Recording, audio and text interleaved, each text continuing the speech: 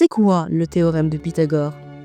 Avant d'y répondre, il faut clarifier un détail important. Le théorème de Pythagore n'a pas été inventé par Pythagore. Cette relation mathématique était déjà connue en Mésopotamie. Plus d'un millénaire avant lui, des tablettes d'argile montrent que les Babyloniens connaissaient la relation entre le carré de l'hypoténuse et la somme des carrés des deux autres côtés. Le mathématicien Bruce Ratner affirme que les Babyloniens connaissaient cette relation et que la conclusion est inéluctable. Alors pourquoi le théorème porte-t-il le nom de Pythagore?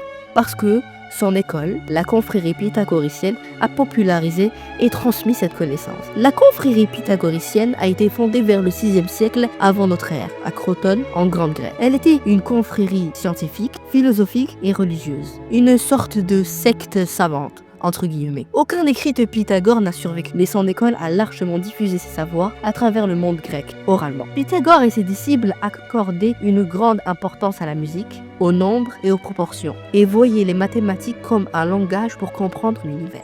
Très bien.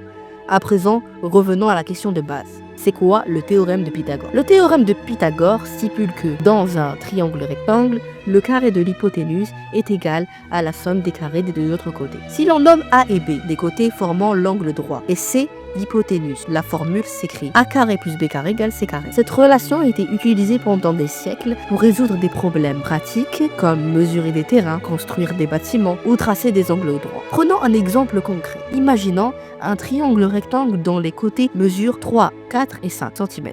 On remplace dans la formule les lettres par leur valeur et on tombe sur 3 carrés plus 4 carrés égale 5 carrés, ce qui donne 9 plus 16 égale 25 et donc 25 égale 25. L'égalité est parfaite. Ce simple exemple illustre comment cette relation fonctionne pour tous les triangles rectangles. Mais comment démontrer ce théorème? Une méthode visuelle consiste à prendre 4 copies du triangle rectangle et à les placer sur un plateau dont le côté mesure A plus B. Cette configuration fait apparaître un carré de côté A et un carré de côté B. Si l'on déplace ensuite les triangles pour former un autre arrangement, on voit apparaître un carré de côté C. La surface totale du plateau reste la même. Ainsi, la somme des surfaces des deux petits carrés est égale à celle du grand carré, ce qui prouve le théorème de façon intuitive. Il existe également des démonstrations plus abstraites, utilisant des propriétés algébriques ou géométriques, et plus de 400 méthodes différentes ont été découvertes au fil des siècles. Cela montre que le théorème de Pythagore n'est pas seulement un outil pratique, mais aussi un joyau de la pensée mathématique qui a inspiré des générations de mathématiciens à travers